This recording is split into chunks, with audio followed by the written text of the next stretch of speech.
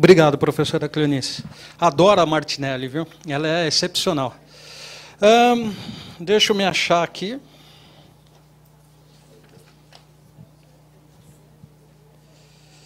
Agora nós vamos abrir para as perguntas, professor Roberto Cavallini. Como será? Será escrito ou oral? Escrito? Tá. Então, gente, agora a gente vai abrir para vocês fazerem a pergunta para as professoras, tá? Escrevam a pergunta no papel e eu vou distribuindo, eu vou lendo. Só identifique para qual professora vocês querem direcionar a pergunta. Eu acho que eu passo o papel para vocês ou eu leio? Eu leio. Tá bom. Então, quem quiser fazer a pergunta, vai fazendo. E, professora Elizabeth, a senhora me permite, posso ser o primeiro? A senhora? Pode falar você. Tem senhora aqui?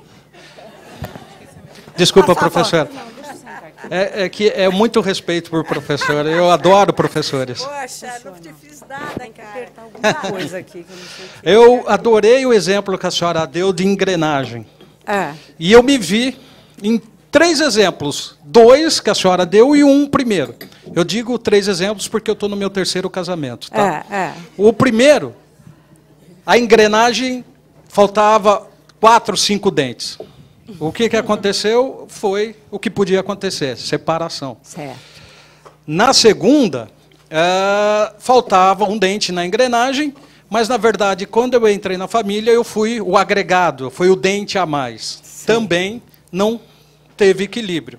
E, nessa última, esse dente que estava faltando encaixou. Né? Então, nesse sentido, o que eu posso perguntar? Eu, passando por essas 3 experiências, foram ricas, muito embora a primeira foi dolorosa para mim, porque eu gostava muito da pessoa, mas, enfim, não tive a possibilidade de continuar.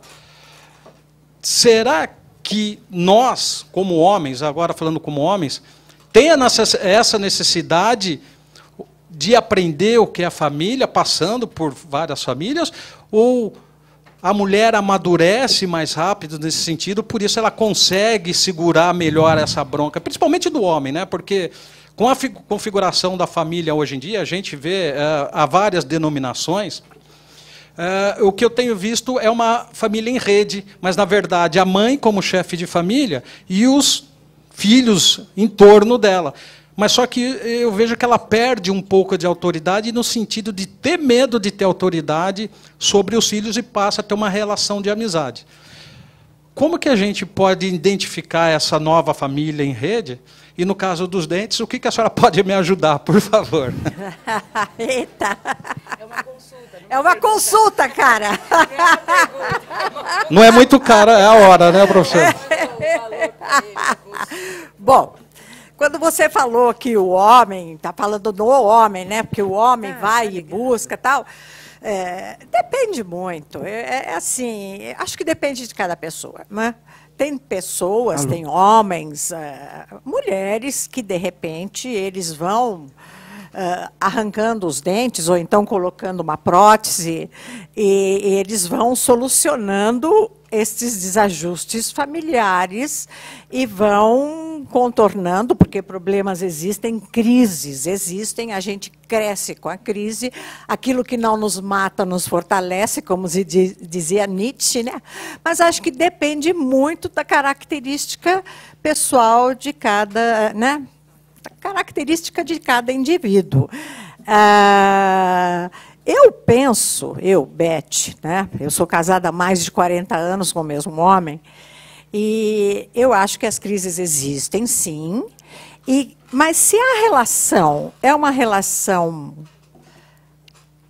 harmônica, que não se perdeu o respeito, né?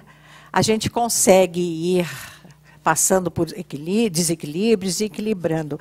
Mas eu penso que uma família que tem uma vida muito, vamos usar essa palavra, desgraçada, né? Tem casais, tem famílias que vivem uma vida muito ruim, muito desgraçada, com muitas intrigas, com muitas brigas. Aí eu penso que a separação é a melhor solução, porque quando se tem filhos, não é a separação em si que pode prejudicar a criança, é a forma como esse casal vive, ou então é a forma como esse casal se separa, não é o divórcio, não é a separação em si. Então, eu penso que, assim, quando não quer, dois não brigam, né? Então, se a gente quer manter um casamento, as duas partes têm de investir. Investir como nós investimos para conquistar esta pessoa, né? Para formar uma relação sólida. Agora, se não existe esse desejo, essa vontade de ambas as partes, até com a relação, com a convivência, descobrirem que não dá, isso é verdade, tem que partir para uma outra, sim, mas assim, não esquecendo o que deixou para trás, né? Aliás, eu gosto muito hoje, eu não sei se você tem filhos, né? Eu gosto muito e luto bastante para que a guarda compartilhada seja algo realmente instituído e que as pessoas tenham direito. Porque não importa se o casal é casado, se está bem ou se dá mal. Se eles têm filhos, eles são eternamente pai e mãe, porque filho é para sempre. Eu não sei se eu respondi a sua pergunta, ela foi tão ampla. Respondeu sem professor. Respondi? Meus amigos, não é para rir, hein? Costumam me chamar de tico-tico, porque tico-tico cria filho dos outros, né? Eu não tenho filho, professora, mas eu sempre, nesses 3 casamentos, eu fiz o papel de pai. Sim. Né? E hoje ainda continuo fazendo, embora não tenha filho. Mas eu acho que até por vontade de ser pai mesmo, né? Eu sempre tive essa vontade. Pois é, pai e mãe não é quem tem os filhos, não é o reprodutor, é quem cria, né? É quem cria. Pai e mãe é quem cria, não precisa ser o pai biológico, né? E precisa ser presente. Criança precisa do modelo de pai e mãe. Quando eu digo modelo, não necessariamente o pai e a mãe, mas um padrasto, um avô, um tio. Esse modelo a criança precisa ter, os 2 modelos. Pode falar, professora. Queria só fazer um adendo, falando dessa questão da perspectiva do homem, porque eu tenho 70%, às vezes, dos meus clientes, em algumas épocas sazonais, são homens, né? Então, homens que buscam trabalho terapêutico individual, tá?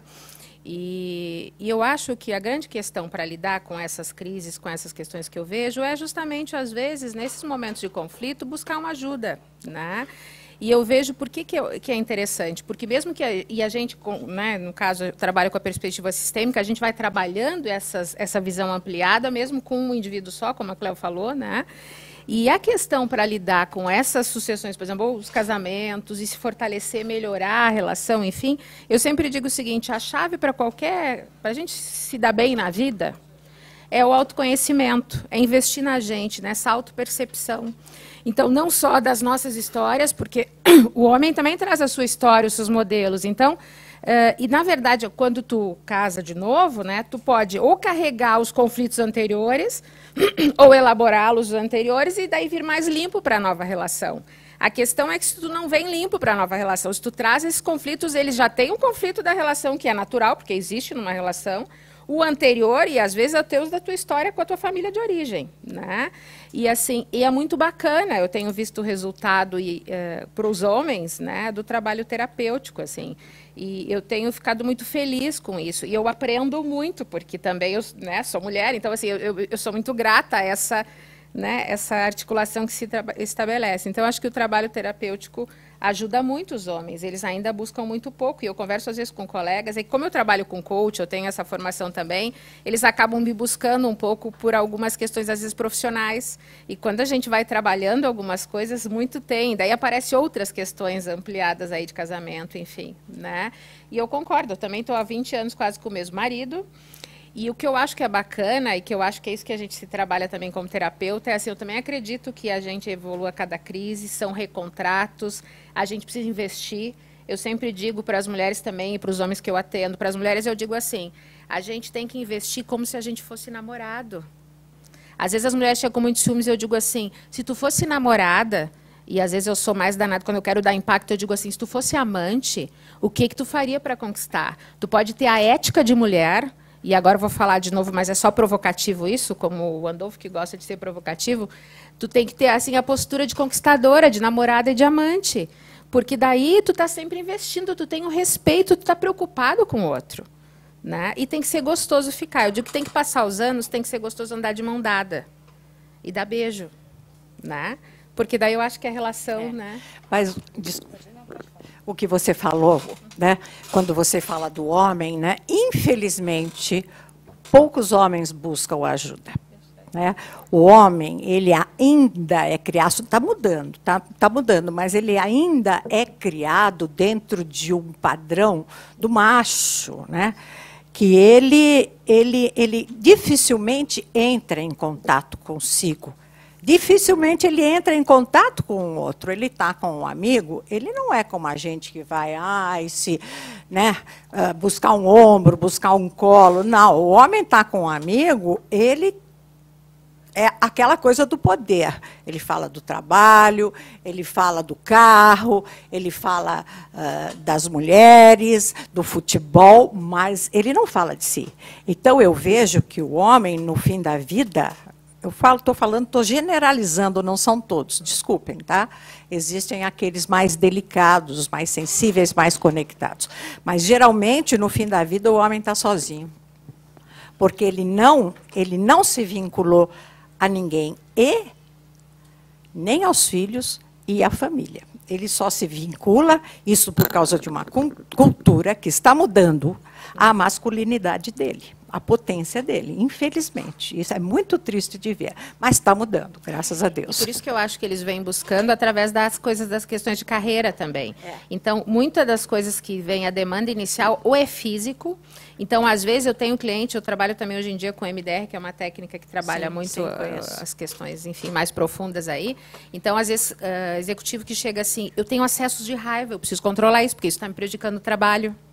E daí, quando tu começa a trabalhar, daí que tu consegue ajudá-lo, de alguma forma, a se apropriar de todas as emoções, de uma história que tem por trás, etc, etc.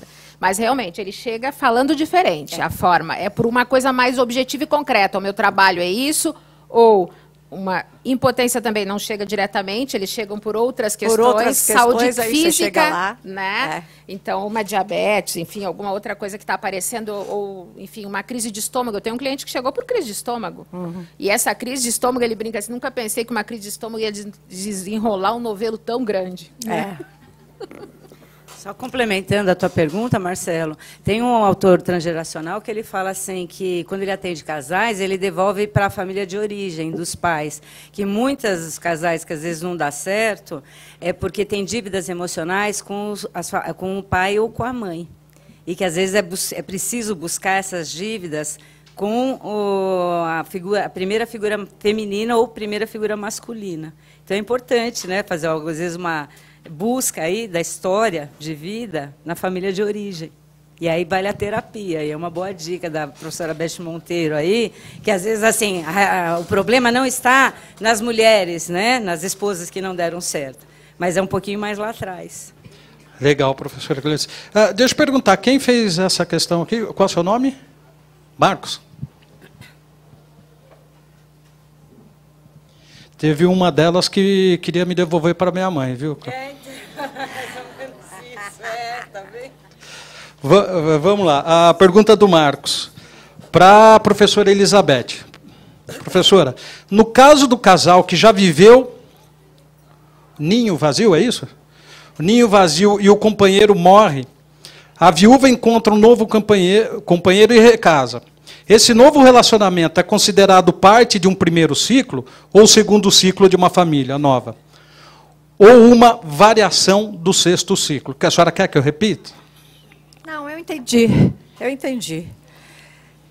Eu penso, talvez, eu não sou terapeuta familiar especificamente, as minhas colegas talvez possam me ajudar, mas eu penso que isso faz parte do último ciclo também, né? Ela está naquele ciclo e eu penso que seja uma variação, como é que eu gosto de dizer, é um se reinventar. né? É uma revitalização, é um se reinventar, que eu digo isso. Quando as pessoas chegam para não chegar nesse último ciclo sozinha, a gente já precisa fazer um projeto de vida para se reinventar, porque senão a solução é só a morte, né? A morte em vida. Então, quando você, de repente, arranja um namorado, você começa uma vida nova, você está se reinventando dentro daquele último ciclo, que não necessariamente implica perder o seu companheiro e ter que esperar a sua vez, né? Eu não sei se as minhas colegas concordam. Eu vou concordar, inclusive, assim, esses ciclos de vida, né, foi desenvolvido até pela sociologia mesmo, e eles colocam assim, esses ciclos de vida porque assim, a maior parte dos ciclos de vida ele tem as suas próprias crises e características. Tem pessoas que passam pelos ciclos de vida e nem percebem que é tão tranquilo. Agora, tem pessoas que patinam no ciclo de vida e não conseguem ultrapassar esse ciclo e voltam. É igual a professora Cristiane estava falando. Tem pais que são excelentes pais para filhos com crianças pequenas, de 8 anos. Só que, assim, chega o filho com 18 e continuam sendo pais excelentes para 8. Tratam filhos de 18 anos como se fossem filhos de 8. Isso não dá certo. Não. Então, continuam no mesmo ciclo e não conseguem ultrapassar. Então, assim, no caso de ninho vazio, por exemplo, pode até ser um ninho vazio, mas, assim, às vezes não dá crise. Está ótimo, conseguiu encontrar outra companheira e está vivendo um momento muito feliz da vida. Não vai gerar uma crise. Né? Exatamente. Então, está num momento muito bom. Ainda bem que teve a possibilidade de encontrar outra pessoa para complementação, né? E vai viver uma velhice boa. Porque é uma preparação para a velhice. A gente precisa estar sempre se atualizando. Às vezes eu pego muitas vezes no consultório, nossa, todo dia no consultório, eu pego pessoas que falam, ai, mas a minha mãe, não sei o quê. Escuta, quantos anos tem tua mãe? Quantos anos tem você? E tá, ok. Isso aí aconteceu, esse pensamento, você aprendeu com que idade? Ah, com 15 anos. Quantos anos você tem hoje? 50. E você ainda pensa como uma filha de 15 anos? Hoje você não é mais filha, você é mais mãe do que a tua mãe. Você não tem mais 15 anos, você tem 50. Cara, se atualiza. Eu falo, tem mulher que aprende a fazer bico aos 4 anos de idade, aos 40 continua fazendo bico, gente. Eu acho que essa questão de atualização ela é fundamental para todo mundo. Daí que eu acho que essa questão de chegar nessa etapa é muito um pouco esse olhar sistêmico de indivíduo e sistema. Eu acho que é muito privilégio também desse indivíduo que se atualizou, que foi olhando para o mundo, que foi capaz... Que eu acho que é a gente se olhando. Por exemplo, quando a gente fala, nós mulheres aqui, né, mas também vale para os homens, que a gente fala, coisa da mulher que vai envelhecendo... Gente, que é coisa mais maravilhosa do que ter uma cabeça, depois, quem me respeita, quem chegou até os 30, mas eu já passamos dos 40. Gente, a cabeça dos 40, mas não troco por nada a cabeça dos 18. E que beleza a gente poder ter isso, essa sabedoria, essa experiência de 50, de 60, enfim. E a gente vai, e a gente precisa estar legal com isso. E o outro também precisa nos ver legal, né? Então, eu acho que isso que é bacana. Essa atualização é que eu acho que ela é da relação, mas eu digo assim, por mais que a gente queira atualizar a atualização passa por nós, indivíduo, né? Quer dizer, metade dessa relação é eu, 50%, 50% é ela. Então, a gente precisa investir nisso, na relação, mas em si. Por isso que a gente não pode projetar só no outro a mudança. Ontem mesmo eu falava para um cliente assim, eu digo, mas se ela mudar, ele estava falando da esposa, se ela mudar, vai te adiantar? Vai te ajudar alguma coisa? Acho que até às vezes é perigoso. Ele não sei se é isso. Eu digo, cara, então olha para ti, né? Ela vai embora. Então, assim, é porque eu acho que a atualização é isso muito. É a relação, que a gente trabalha sistemicamente, mas ela é individual. A gente tem que ser responsável pelos nossos, né? Eu gostaria de dizer uma coisa para vocês todos aqui que me direcionou pela vida. Eu estou com 65 anos e eu sempre fui movida por projetos de vida de curto, médio e longo prazo. E eu vou dizer uma coisa para vocês que eu gostaria que vocês guardassem. Sempre é tempo da gente ser aquilo que a gente deveria ter sido. Sempre é tempo. A idade não é impedimento nenhum. Se a gente se deixasse direcionar por isto, sempre é tempo de ser aquilo que você queria ter sido. A gente tem a vida, a gente foi presenteado com a vida e a gente tem o dever de viver essa vida de acordo com os nossos desejos. Aliás, eu acho a palavra mais linda do nosso vocabulário. Obrigado, professoras. Pergunta para a professora Cleonice, da Ivani. Ivani? Na família anaparental, isso? O irmão é o provedor de lar, a irmã cuida de casa e ela é totalmente dependente do irmão financeiramente. O que acontece no caso do óbito do irmão? Obrigado. Como a família anaparental não tem, não é constitucionalmente, né, na verdade, judicialmente, não é legalizada, tem que entrar com processo para receber pensão, essas coisas todas. Tem que entrar judicialmente. Tem que entrar, tem que buscar um advogado falando que ele que mantinha a casa, essas coisas todas. Tem que buscar um bom advogado. Porque é isso, porque assim, é de fato, né, mas não é legalizado. Né? Então tem que buscar ajuda aí através do judiciário. Tá. Perante a Constituição ela não existe, né? Exatamente, não existe. Você vê como que a nossa... É concubinária, o meu efetivo, pode falar aqui. Não, a nossa Constituição, embora seja uma Constituição cidadã, ela não abarca todos os interesses da própria família. Inclusive reconhecendo inúmeras configurações de famílias que hoje existem, né? Deveria ser, mas acho que deve ter algum canto lá no Congresso perambulando algum projeto de lei que muitas vezes reconheça as famílias. Ganha sim, porque aí você tem testemunha, tem um monte de coisa que eles vão rolar, né? Então. Tá. A professora Cristiane, é Osmar? É Osmar, né? Pergunta do Osmar, professora Cristiane. Frustração profissional e gera estresse entre os familiares? É isso, né? Com certeza, né? E qualquer tipo de frustração, mas e principalmente a profissional, né? A gente está vivendo um momento, acho que muito interessante, social, econômico, né? E a gente vê essa experiência não só no Brasil, em outros países também, dos Estados Unidos, né? Que foi um lugar que eu vivi também e tive alguma experiência com algumas famílias, e isso gera todo um transtorno, né, assim, a autoestima desse pai, por exemplo, que não está se sentindo bem no trabalho, dessa mãe, as questões que a gente passa para os nossos filhos, por exemplo, se o pai ou a mãe se sente mais frustrado no seu trabalho, não sente tanto prazer no trabalho realizado, até o conceito de trabalho, de estudo, a gente passa, né? Então, assim, essa coisa de a gente se sentir feliz fazendo alguma coisa vem muito também dos nossos modelos, né?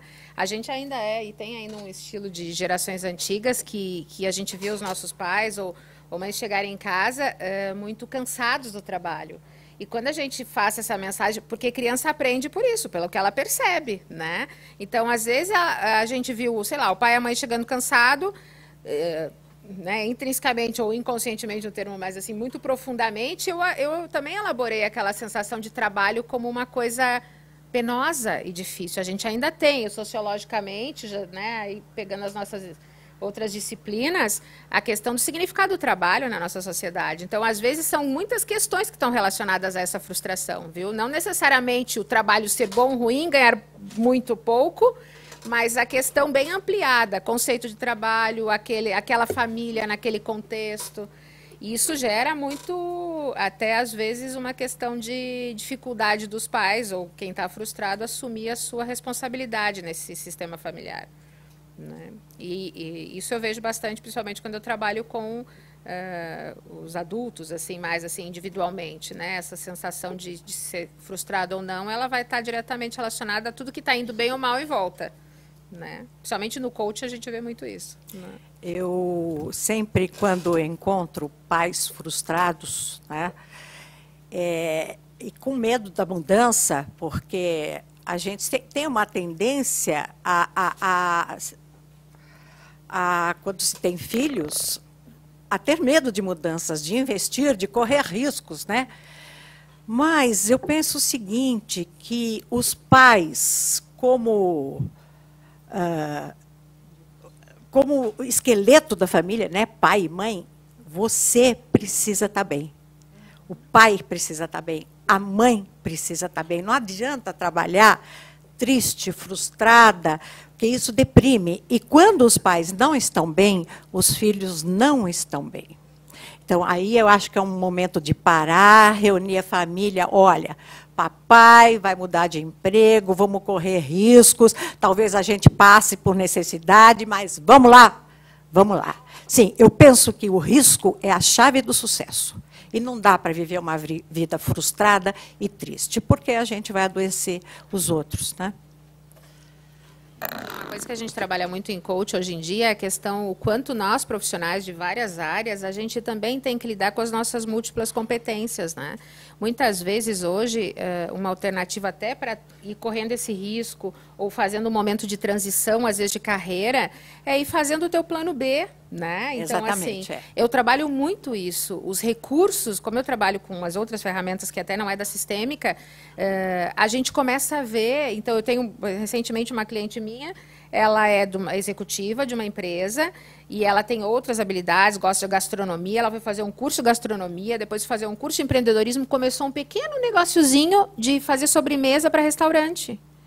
Teve um mês que ela entrou na sessão, assim, feliz da vida. Tudo bem que agora que ela vai ter filho, ela ainda estava no momento um pouco... Ela queria começar a fazer outras coisas, ela estava um pouco cansada do universo executivo, só que ela não se permitia ter estabilidade. Então, uma das coisas que a gente foi trabalhando eram os recursos que ela tinha para ir fazendo essa transição.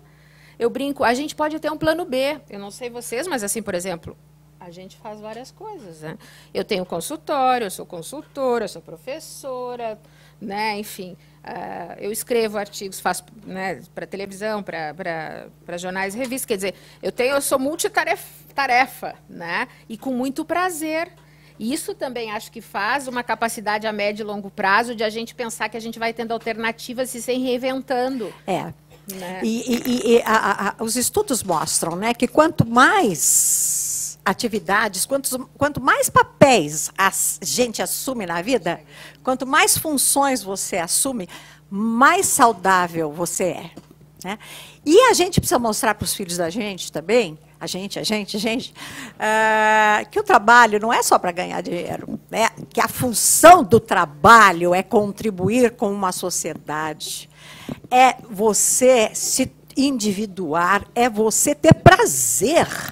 Não é só ganhar dinheiro. Perfeito, é mostrar para os filhos da gente, para essas gerações que estão vendo que hoje é preciso ter para ser. Não, que o trabalho, que você não vai trabalhar para dar o tal brinquedo, porque os pais falam assim, ai mãe, você trabalha tanto. Ah, mas é para te dar tal coisa, para te dar para pagar a tua escola. E joga nessa criança um monte de culpa. Né? Ai, estou cansada, preciso trabalhar para pagar a tua escola. Não é por aí. De repente, pode falar para o filho o seguinte, olha, a mamãe trabalha porque a mamãe gosta. E sem culpa, hein? No livro A Culpa é da Mãe, eu falo muito sobre isso. Das mães que trabalham fora e se sentem culpadas. Sim. Porque falam, eu ganho tão pouco, seria melhor ficar em casa. Não importa. É a satisfação, pessoal. A mamãe precisa trabalhar. A mamãe fica feliz trabalhando. Não é para te dar o brinquedo. Porque depois esse filho se enche de culpa, porque ele não quer, ele quer essa mãe em casa. Mas é preciso mostrar que não, que é pelo prazer de se sentir produtiva. Dinheiro não é tudo. Perfeito. E eu acho que isso muda completamente a configuração, se a gente pensar de saúde mental e de perspectiva dos filhos.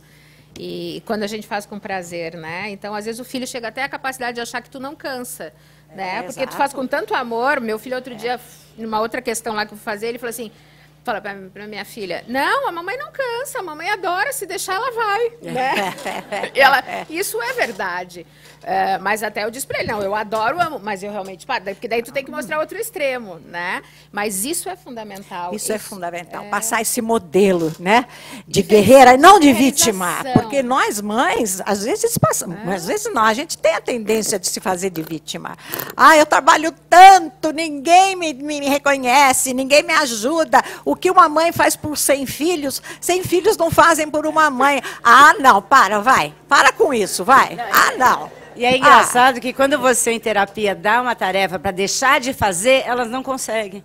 Você fala assim, deixa de lavar uma louça. Ah, não consigo. Outro dia eu dei essa tarefa, a mãe falou assim, Cléo, me deu taquicardia essa semana. Eu não consigo deixar de lavar a louça. Eu falei, não, e depois fala, não, meu marido não cata as roupas do chão, mas vai lá, ela cata. Deixa ele tropeçar na roupa, minha filha não limpa o quarto. Deixa eu complementar a sua pergunta, tua, porque assim, a frustração profissional não adoece só a família, mas principalmente o homem, que pode entrar numa depressão irreversível. Eu falo assim, que quando a pessoa fica uma semana sem uma alegria, ela já está em processo depressivo. Então, assim, o trabalho faz isso. E o homem tem a tendência de aguentar isso muitos anos. Então, assim, o homem chega numa idade de 50 anos, aí fala assim, teve um infarto fulminante, morreu do dia para a noite. Ninguém morre do dia para a noite. Para ele morrer do dia para a noite, ele tem que contribuir uns 10 anos antes para morrer do dia para a noite. Então, isso é um processo doentio. Tem que se cuidar, sim. E essa frustração, principalmente, é da pessoa. Se eu estou muito frustrada, é melhor sair e rever os valores mesmo, como falam, né, propaganda. Porque essa falta de alegria, essa frustração, não é só adoecer a família. Eu estou adoecendo, eu tenho que rever isso comigo. Tá? E eu acho que algumas áreas ainda se permitem, tem essa história do trabalho executivo, que buscam um trabalho de coaching, que eu acho que é uma porta de entrada para os homens, para esse universo de buscar ajuda e de homem se olhar, porque havia o trabalho. Então, isso às vezes é uma coisa que hoje no mundo moderno já existe, porque ainda tem essa história também, fazer terapia, homem não é todo mundo que sente à vontade. Então, meus clientes, é bom que no meu cartãozinho sempre diz coaching. Então, eu tenho um cliente meu que ele brinca assim, se ele fala comigo no telefone, ele fala comigo como se fosse, é a minha coaching, não é a terapeuta. Não é terapeuta. A terapia está muito ligada ainda, existe um pré-conceito de que terapia é coisa para gente doente. E fragilidade não, fragilidade, também, né? Nada disso. Todo mundo devia fazer um trabalho terapêutico. O homem acha que é uma coisa de fragilidade. É que a mulher explode, né? Porque eu faço isso aqui, o homem implode. Ele não fala, mas ele implode. É por isso que tanta doença, né, infarto, fulminante, essas coisas, AVC, que é pior ainda, que fica acamado, depois dos 50. O doutor Zerbini é um famoso cardiologista que iniciou os transplantes de coração no Brasil. Uma vez deu uma entrevista, eu não me esqueço do que ele falou. O trabalho não mata ninguém. O que mata é a raiva. Vamos para a próxima pergunta. Professora, eu só vou pedir para ser um pouquinho mais rápido na resposta, porque encheu de pergunta e o tempo está encurtando. Essa pergunta da Renata, ela não tem direcionamento, acho que é para a mesa. Trabalho em uma creche e tenho uma criança de 3 anos que, além de dificuldade de obedecer às regras, e combinados, é isso? E combinados sempre que chamado a atenção e conversas, usa as seguintes afirmações. Sou feio, sou porcalhão e não obedeço. E não consegue obedecer. Gostaria de saber da opinião das palestrantes como eu devo lidar com essa criança e se é necessário chamar os pais e se é necessário como proceder. Eu vou começar. Deveria já ter chamado. Deve chamar, sim, os pais. Você? Então, deve chamar os pais, você, né? Deve chamar os pais, sim, porque, assim, se ele está falando isso, tem um autor no construtivismo que ele fala assim, nós somos aquilo que nós nos definimos. Se muda a definição de nós mesmos, nós mudamos. Se ele está se definindo assim, aos 3 anos de idade, é porque ele está ouvindo isso. Alguém está falando isso repetidamente para ele. E ele vai crescer com essa definição dele. Então, quem está chamando ele de porcalhão? É vocês na creche? Não. Ele já traz essa definição de casa. São os pais que chamam ele assim. Então, eu sou porcalhão, eu sou feio, eu sou isso. Ele já está criando essa descrição dele mesmo. Imagina assim, uma criança que cresce ouvindo isso, você acha que ele vai ser um adolescente como? Se achando lindo, maravilhoso, cheirosinho? Não vai, né? Ele já tem... E as crianças devolvem à sociedade do que a sociedade deu para eles. E a primeira referência que a gente tem é na família. É a família que dá toda essa formação para a gente. Então, assim, já deve chamar e já deve trabalhar os pais o que está acontecendo. Sempre que chamar, porque os pais, quando são chamados na creche, na escola, gente, eles já vêm armado. Porque nunca é para, nossa, seu filho é maravilhoso, tal, né? Ninguém é chamado para elogio. Então, é chamar para, numas, assim, o que eu posso fazer para ajudar? Eu só estou chamando para saber, e legitimar também a história que eles têm para contar. Porque, provavelmente, essa mãe está sobrecarregada, né? Esse pai está sobrecarregado e não estão sabendo lidar com essa situação em casa. Então, a gente chama para confirmá-los e ver em que pode ser ajudado. Essa é a minha dica. Não, é só isso. É uma criança rotulada. Então, ela tem uma função e um papel a desempenhar. Então, ele vai ser o sujo, o porcalhão na vida toda. É isso. Você ajudou? Não, também só... É porque, na verdade, a criança, como falou da sociedade, a família é esse primeiro núcleo que está, de alguma forma, incutindo nele todos esses autoconceitos, né? Então, sem dúvida, é importante e talvez até acompanhar. A criança não sabe quem ela é. É o adulto que diz quem ela é. O adulto nomeia, né, dá o sentido, ressignifica. Então, é importante. E, provavelmente, esses pais, além de sobrecarga, enfim, têm uma história também, né, de terem sido chamados, né, aquela coisa, a mãe também foi chamada assim, era talvez humilhada pelos seus próprios pais. Claro que isso seria um trabalho mais terapêutico, né? Num primeiro momento é um trabalho de acolhimento, de ouvir, de dizer de ajuda e de colocar que isso não está legal para essa criança, que isso pode... Daí, talvez, nesse sentido, a creche seria esse ajudador no sentido de mostrar um pouquinho para esses pais que... O que eles pensam disso quando os filhos fazem, né? Talvez e pegar uma brecha para poder ajudá-los a, né, a mudar esse cenário, com certeza, porque lá na frente, né, isso é forte, né? Se tu pensar, parece pequenininho para a gente olhando coisas, mas para essa criança isso é enorme. Né? Se quiser encaminhar para o Cefatef, a família pode encaminhar também, tá? A gente tem atendimento social lá, tá bom? Se ficar muito difícil, pode ligar lá e encaminhar a família para a gente. Legal. Uma outra pergunta, professora Elizabeth. Se o modelo explicativo de ciclo vital familiar, ele se verifica também na cultura oriental, China, Mongólia e esses outros países, como o Japão também. A gente tem hoje, cada país tem a sua cultura, né? Então, eu penso que é o seguinte, hoje... Com a globalização, eu penso que os países e nós estamos perdendo a nossa identidade cultural, né? Porque as tribos da África já estão usando a calça jeans, ouvindo Justin Bieber, os hindus, tal. Mas, apesar do mundo estar caminhando para isso, de unificar todo mundo, não, cada cultura, são 5.000 sociedades, mais de 5.000 sociedades existentes, né?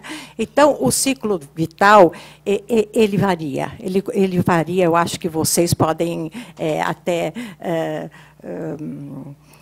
confirmar melhor, né?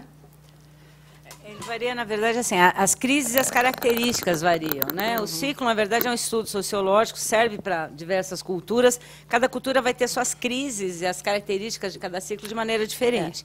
Porque a formação, né, de cada cultura é diferente. A família vai ensinar, né, de acordo com a sua cultura. Os seus valores. Tá? Os valores. O funcionamento interno, por exemplo, a cultura oriental é muito comum a questão, às vezes, de um dos filhos ser responsável pelo cuidado dos pais, não casar, né? Então, ficar como o filho solteiro que fica cuidando desses pais.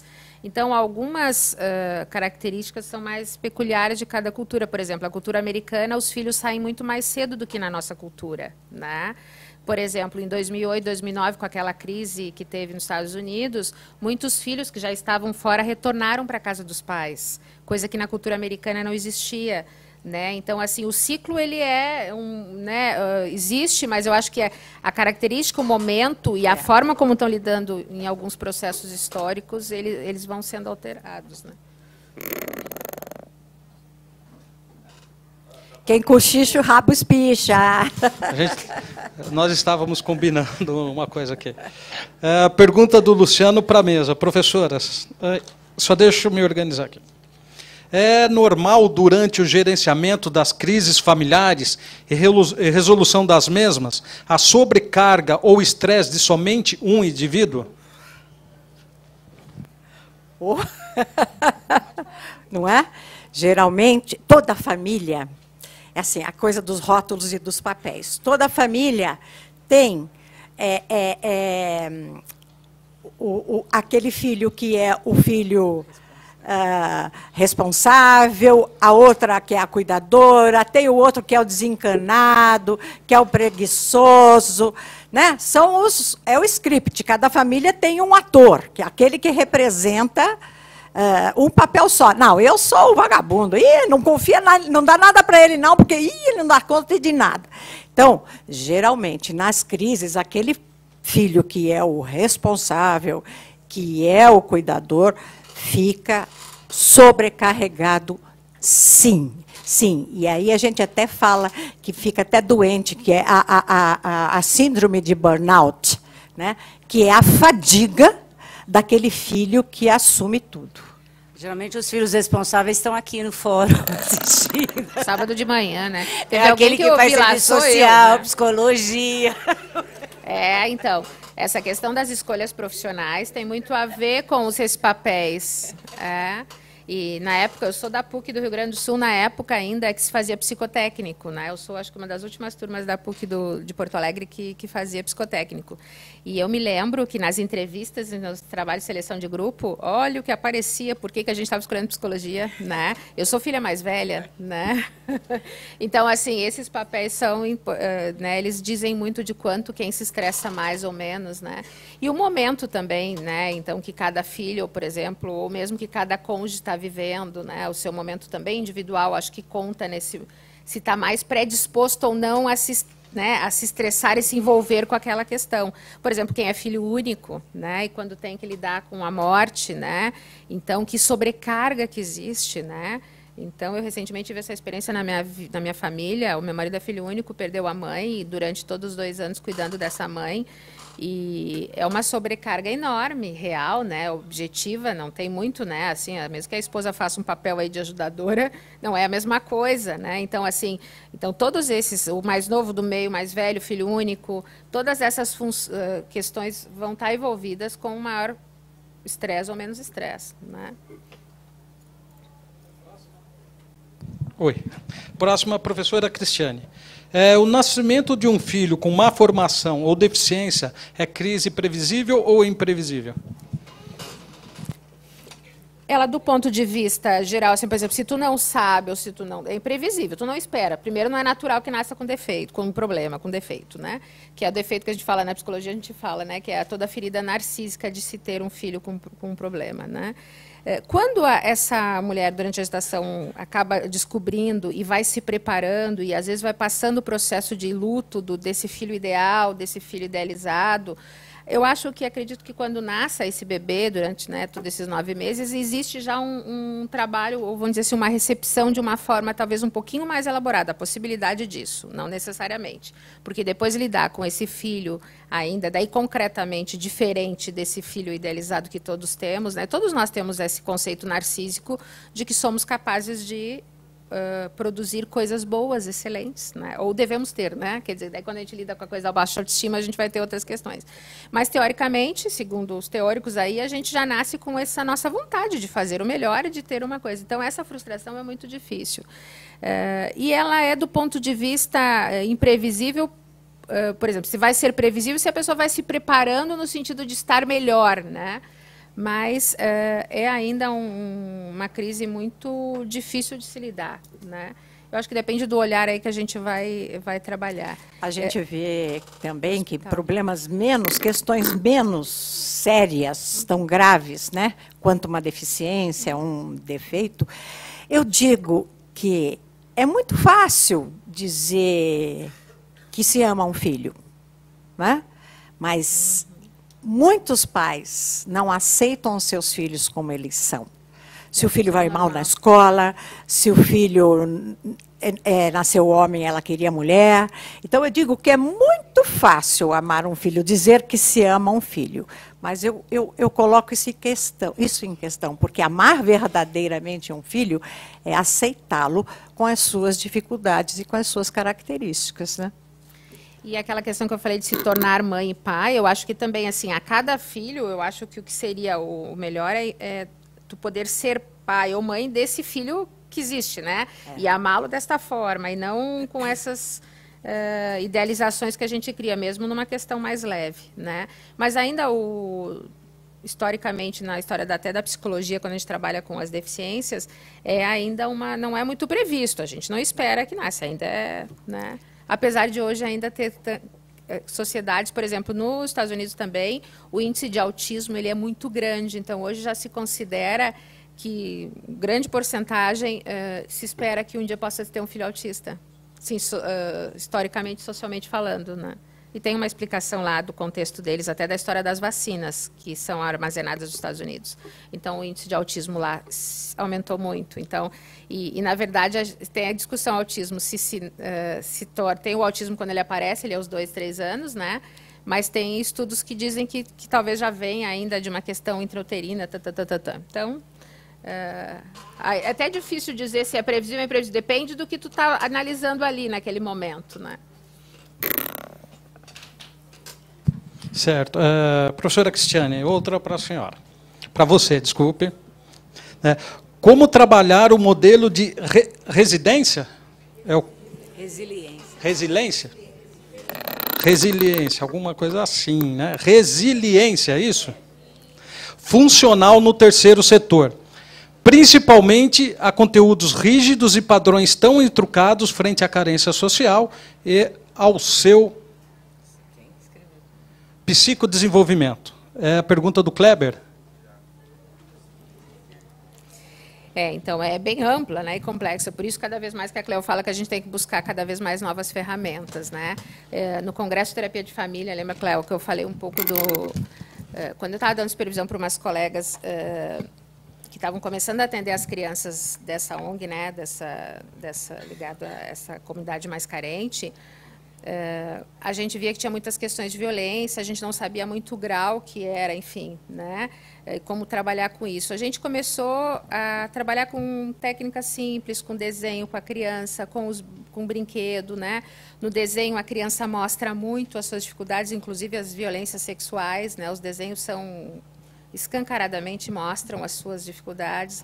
Então, a partir daí, a gente começou a trabalhar muito a questão de trazer essa família para trazer também as suas questões. Então, assim, eu acho que ajudar essas famílias a se transformar, a passar pelas crises, é muito dessa sensibilidade que a Cleo fala, que a gente acaba buscando, e eu tenho cada vez chegado à conclusão, assim, acho que a maturidade, a idade vai dizendo isso também, que a gente, às vezes, situações simples, gestos simples, de nós como profissional que estamos ali com essa comunidade, com essas famílias, pode ajudá-las a sensibilizá-las, motivá-las, tocá-las, seja o nome que a gente for dar, para que elas possam ir se ressignificando, se transformando diante daqueles problemas que estão aparecendo, né?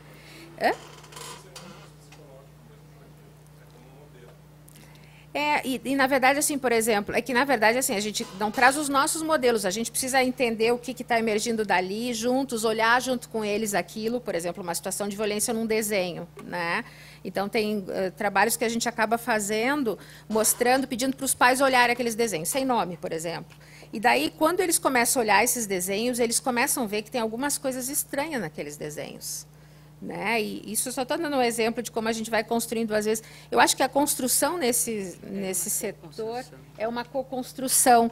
Eu acho, por isso que eu acho que a gente tem que ter muitas técnicas, instrumentos, a gente tem que se capacitar, a gente tem que estudar, a gente tem que ler, que não acaba nunca. Né? Agora sim, a resiliência vem muito mais deles do que nossa. Eles passaram pela situação. Quem tem a força não somos nós, absolutamente. A força é deles. E eles fazem o que nós cresçamos o tempo todo, muito mais do que a gente vai passar para eles. Eles nos ensinam o tempo todo. Né? A gente está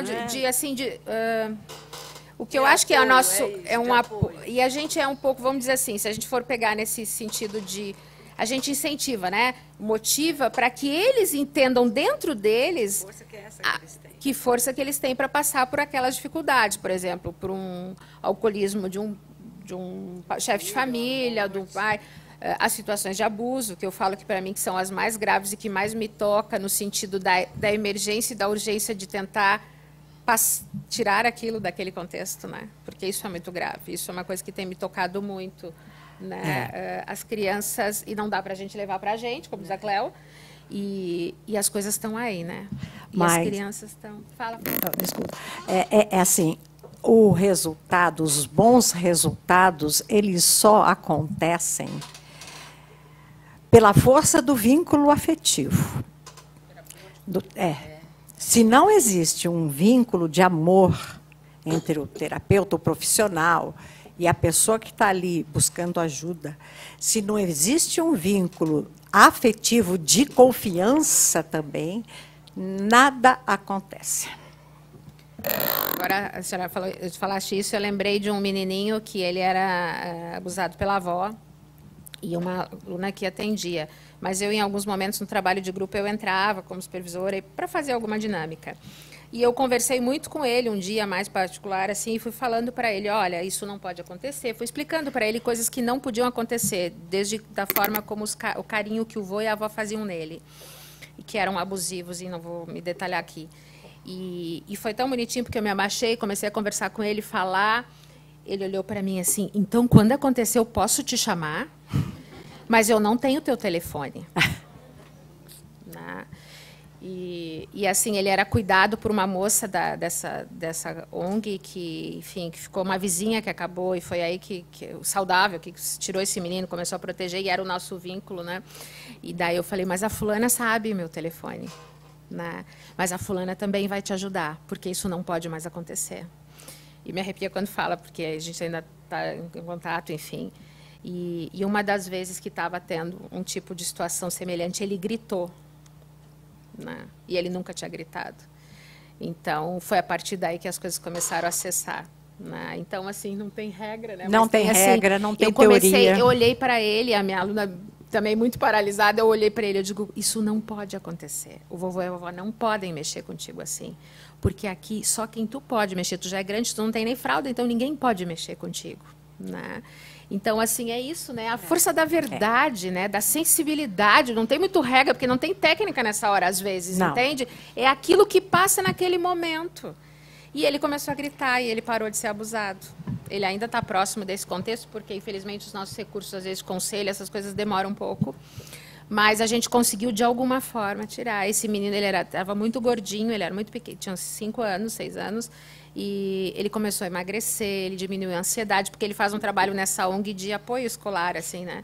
E ele começou a ter algumas melhoras ali, né? E a gente acompanha com os recursos que a gente tem também, porque não deu para tirar, não foi o primeiro momento tirar da família, enfim, tinha todo é muito complexo.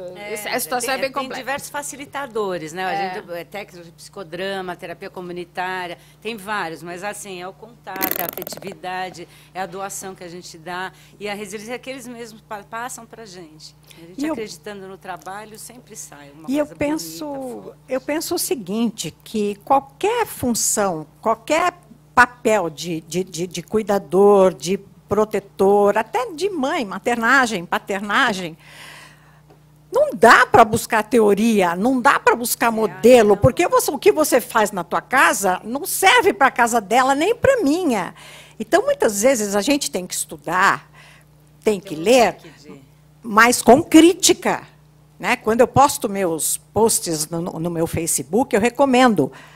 O que serve para um não serve para outro. Então, leia com crítica, veja o que serve para você. Mas o melhor orientador, quando a gente está numa situação, está pegando fogo, às vezes o bom senso, na maioria das vezes, o bom senso é a melhor solução. Bom, o que eu acho? E vai, confia na tua intuição, não fica buscando soluções. A gente tem que ter um leque de possibilidades, né? Que na hora que a gente está às vezes até em terapia mesmo, consultório, né? A pessoa fala tal, e aí você fica, e agora o que eu faço? Às vezes desce uma entidade, assim, você vai... Baixa o santo, né? E aí você dá certo. Então, assim, você tem que ter um leque de possibilidades. Por isso, do conhecimento, dos novos saberes que a gente tem que ter, sim. Na hora vem, e aí você acaba ajudando a pessoa que está na tua frente. Legal. A última pergunta. Depois, quem desejar fazer pergunta para as professoras, escreve que elas responderão por e-mail depois, né, professora Cláudia? E aí vocês obterão as respostas. Essa é para a banca. É a Débora que fez, né? Deixa eu...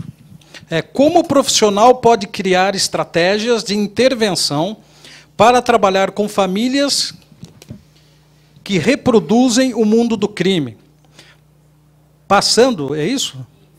Passando de geração em geração. Especialmente com os adolescentes que estão nesse contexto, procurando identificação. É a pergunta da Débora. Quem é a Débora? Então, é para a banca, tá? Eu vou falar, depois aí eu passo. Então, Débora, eu falo assim, sempre eu respondo assim, que tem gente que fala assim, nossa, já estou atendendo a família já a 4ª geração. Eu falo assim, não tenho orgulho nenhum, né? Porque se eu atendesse bem a 1ª geração, não estaria atendendo a 4ª. É melhor nem falar, né? Mas é isso, porque assim, às vezes assim, a gente atende pessoas assim, a menina está na gravidez aos 16 anos, aí tua mãe, minha mãe teve filho aos 15, minha avó aos 14. Então, assim, tem que parar isso, né? É um ciclo, né? É cíclico e é transgeracional e tem que parar. Mas, assim, se a gente for olhar, analisar a história de vida dessa família, é isso. É uma família assim, né? O pai era... Às vezes nem chega, né? Porque hoje em dia, assim, criança que entra para o crime aos 11 anos de idade, nem chega aos 18, nem vai ter filho. Não tem condições de passar para uma geração a outra, porque a geração vai acabar ali mesmo. Mas acontece, né, de tráfico, essas coisas todas. É muito difícil, mas, assim, tem possibilidade, sim, de a gente fazer um trabalho protetivo. Tem condições de a gente fazer. Trabalhos que o pessoal faz com a LA, né, me diz, a socioeducativa, dá para fazer. De a gente estar buscando na família, fazer alguma coisa assim, em termos de terapia, intervenções terapêuticas. Tem vários recursos, como a gente estava respondendo para o Kleber, de terapia comunitária, psicodrama, de fazer alguma intervenção, um pouco assim, de conhecer a história de vida. Você sabe que, assim, eu até apresentei no congresso que a Cristiane estava falando, uma medida de trabalhar genogramas, né? De a mãe da família. Mãe, eu gosto muito de trabalhar com mãe, porque mãe é uma figura muito forte na família. A mãe consegue paralisar um filho criminoso. Quando você chama a mãe, por exemplo, você pode pegar esses crimes, né? Que o cara está com um monte de refém. Ele não respeita ninguém, policial nenhum. Chama a mãe, ele libera os reféns. Então, a mãe, ela tem uma figura forte na família. E se você pega a mãe e começa a explicar para ela como que está acontecendo com a família dela, ela consegue segurar.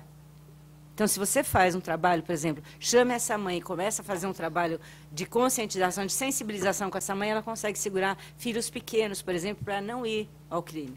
Então, a gente tem vários recursos, sim, de trabalhar. Só que a gente tem que se capacitar para poder fazer esse estudo transgeracional. O estudo transgeracional, gente, são psicanalistas, terapeutas familiares sistêmicos e psicanalistas, né, dentro da linha da psicanálise freudiana.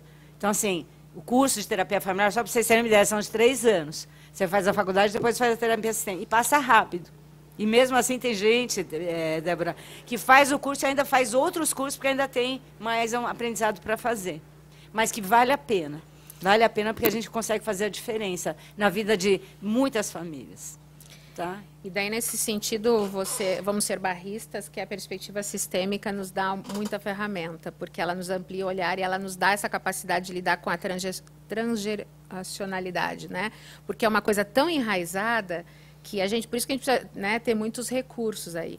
Uma época eu supervisionei um grupo de estágio que tinha na FEBEM feminina, que era a antiga FEBEM, 2000 e pouco, 2001, 2002, ali na Moca, porque eu era professora numa universidade ali perto, e um trabalho que a gente fazia, além do atendimento às meninas, era um trabalho com as mães, né? Um grupo das mães. Esse estágio que eu tinha criado na época era porque eu dava a disciplina de psicologia dos grupos, né? E a gente fez um trabalho com as mães muito interessante, onde essas meninas já estavam ali por algum delito, mas muitas tinham as menores ou os menores. E daí, quando a gente faz esse trabalho um pouco mais amplo, a gente utilizava genograma, cartaz, um monte de técnicas, assim, até que nem eram só sistêmicas, mas técnicas de grupo, enfim. Isso começou a ajudar essas mães a se fortalecerem para evitar que os outros mais novos fossem, né? Então, é um trabalho, às vezes, que tu vai criando naquele contexto daquela instituição, né? Por isso que é importante a gente sempre ter, nas instituições, a gente tem que ter uma leitura ampla. A gente não pode só olhar o indivíduo, né? A gente tem que olhar a instituição, a gente tem que olhar as famílias desses meninos ou meninas, às vezes, que estão... Tu trabalha em instituição, é isso? Né? Então, eu acho que é uma co-construção também. Não dá para dizer, a gente pode dar exemplos, né? Do que já funcionou e o que deu certo. Mas, assim, eu acho que é muito do que a gente lê e se apropria daquele momento. O HC mesmo, eu fiz tanto trabalho no HC com os funcionários uma época, eu fui criando trabalhos, tinha uma época que já não dava mais. Eu fechei, eu digo, não, agora mesmo que tenha nas ideias, não dá para dar conta. Porque dentro da instituição a gente vai criando, né, trabalhos inúmeros. Né, e se a gente tem vontade e faz com prazer, então vai o negócio. Né? A pior violência é aquela que acontece dentro de casa, não é a violência que a criança vê na rua, que assiste na televisão, nada disso.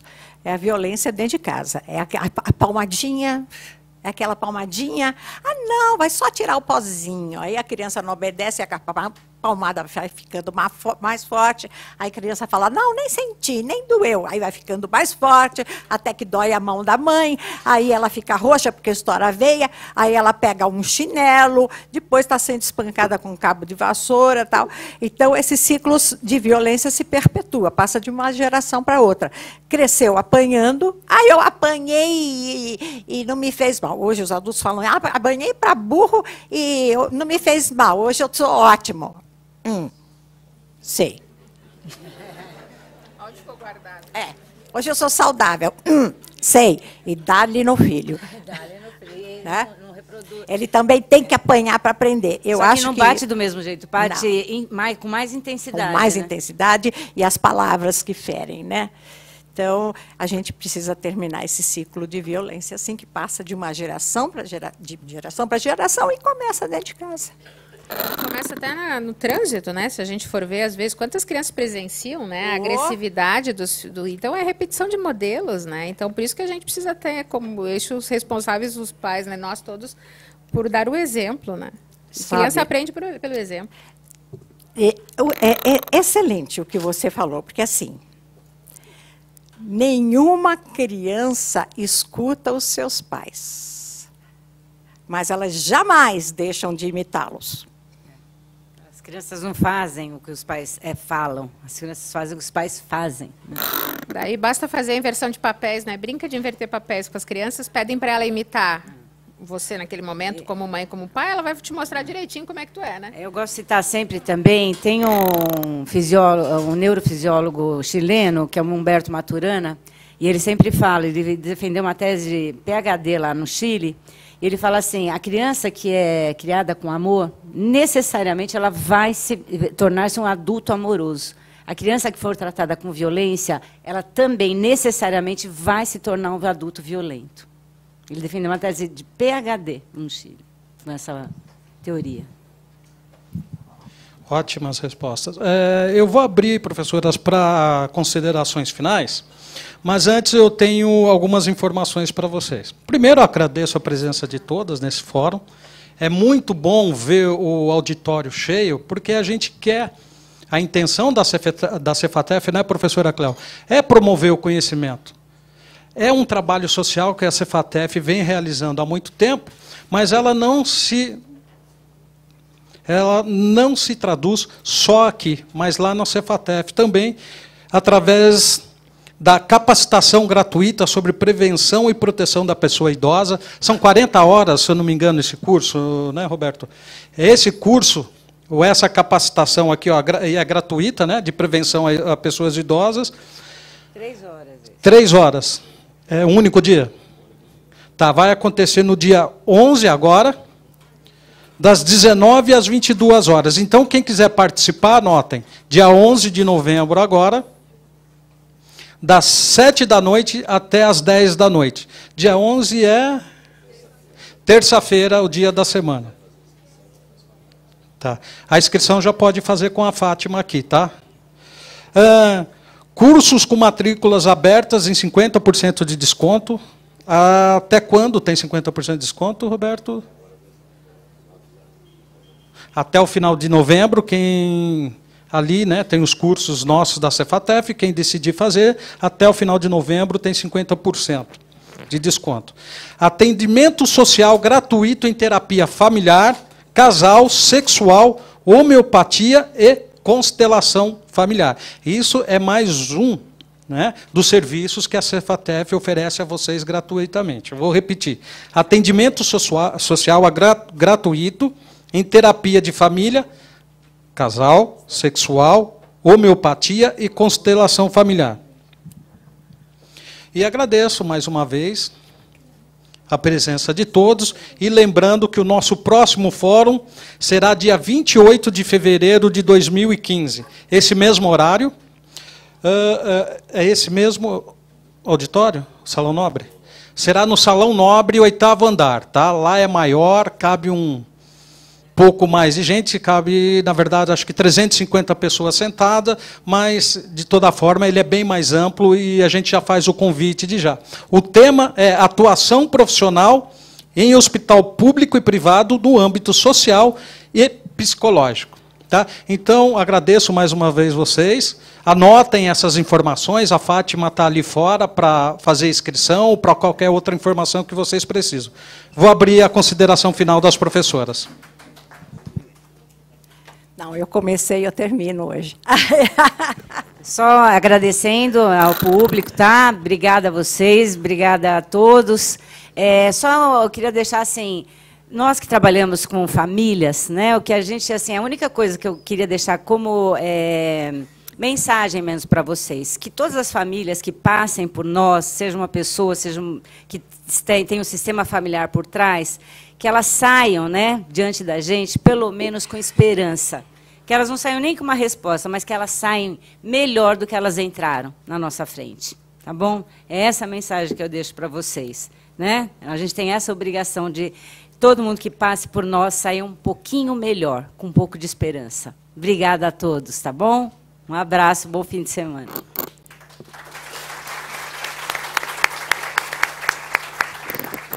Eu também quero agradecer, né? Colocar à disposição também de dúvidas, enfim. Depois vocês podem pegar ali com a Fátima, também tem os nossos contatos.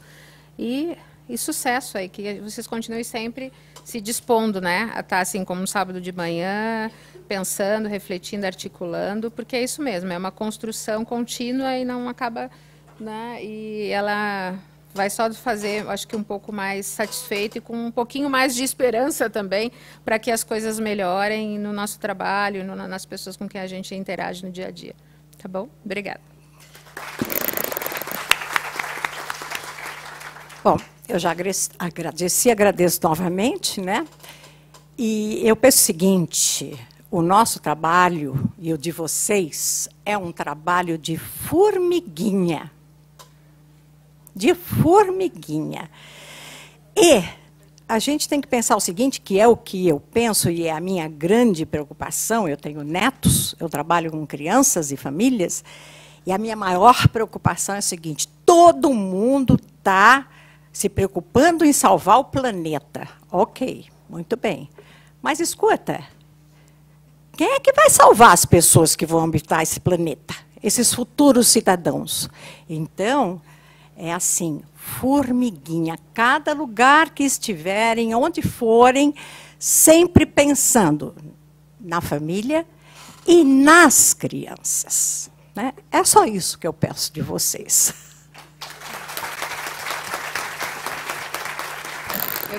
Eu tenho dito uma coisa que é interessante em vários contextos, que é assim, eu tenho uma premissa até para trabalhar com crianças violentadas, eu acredito na criança até que um adulto me prove o contrário.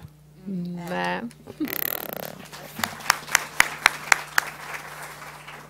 Agradeço mais uma vez. Bom dia a todos e bom final de semana. Espero vocês aqui dia 28 de fevereiro, é isso? Não só aqui, mas como no Cefatef com outras ações, tá? Bom dia a todos.